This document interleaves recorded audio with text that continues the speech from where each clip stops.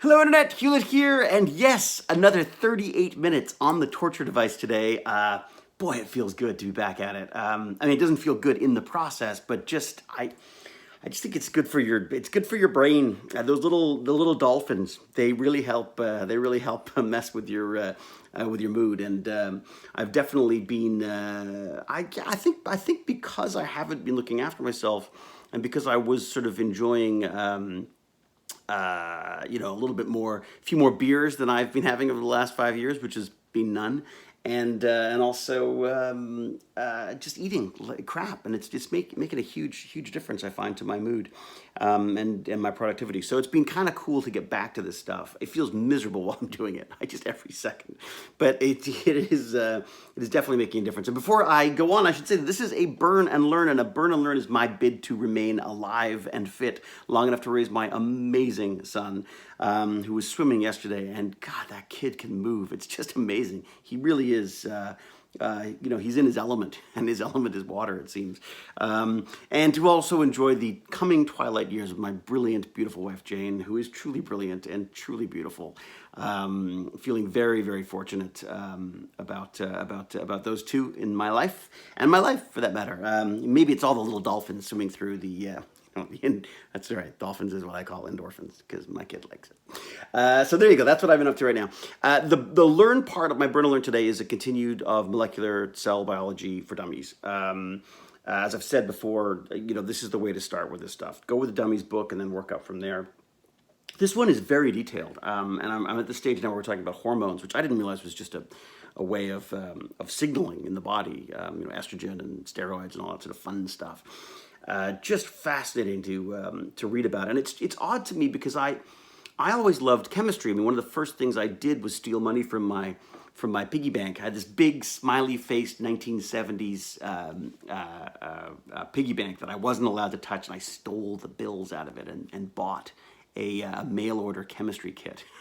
there's a really nerdy confession there. That the time when I stole money for a chemistry lab. I probably got in trouble for it too. The other time I stole money was to get a book on mysterious monsters, and it was supposedly a true fact finding mission for the Loch Ness monster and Sasquatch and the abominable snowman as well. So yeah, that's the other time I took money that wasn't mine. Shameful in a bid for learning. I was willing to steal from my own parents. It was shocking, and from my own piggy bank. Anyways, so I got caught for both. By the way, I got in trouble for both of them. I think because we were trying to make explosives in the basement. Probably why I got caught out with a chemistry book and my failing math skills.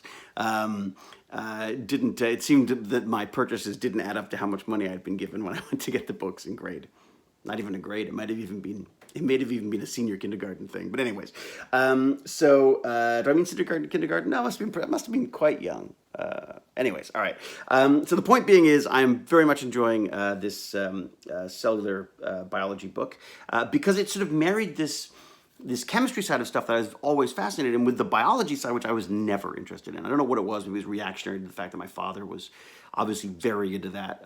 He was obstetrics and gynecology, so there was an awful lot of talk about SE. He never actually referred to sex. It was always a chemical process. Maybe that just put me off the whole thing. It was always discussed at dinner too, which I didn't fancy. So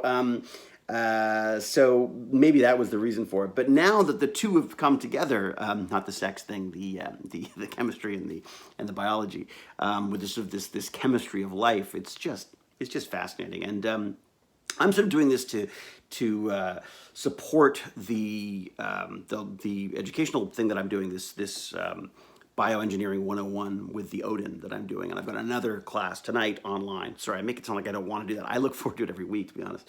And I'm actually going to be speaking at one of their, I'm not sure if I'm supposed to say this or not, but I imagine it's okay. I'm actually going to be doing a panel in Las Vegas at the end of August, I guess, when I get back from Australia.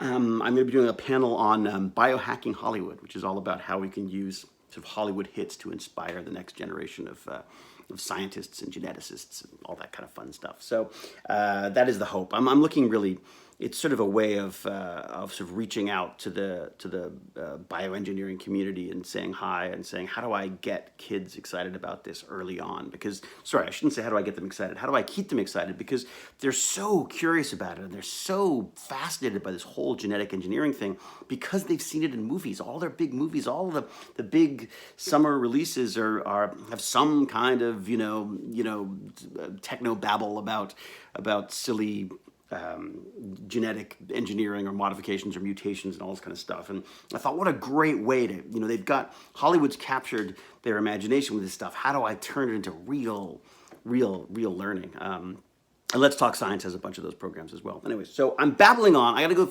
meet one of my favorite banker types today, actually, for lunch.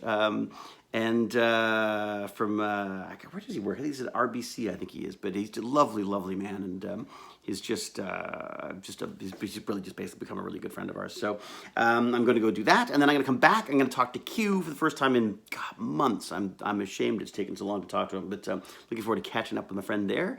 And then what's tonight? Oh, tonight. Oh, my gosh. Right. So Sebastian Bratlett is rather excited about this whole NBA playoff thing with these dino guys, these Raptors.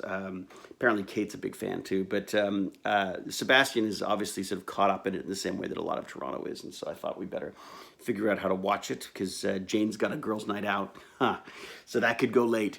So the plan tonight, I guess, is probably to do sort of gaming on one screen and NBA playoffs on the other, and we'll go from there, see how that works out. So until we geek again, sweaty not, here I come after a long ramble. I'm sorry it's so long, I just have a lot to say, it seems. So cheerio.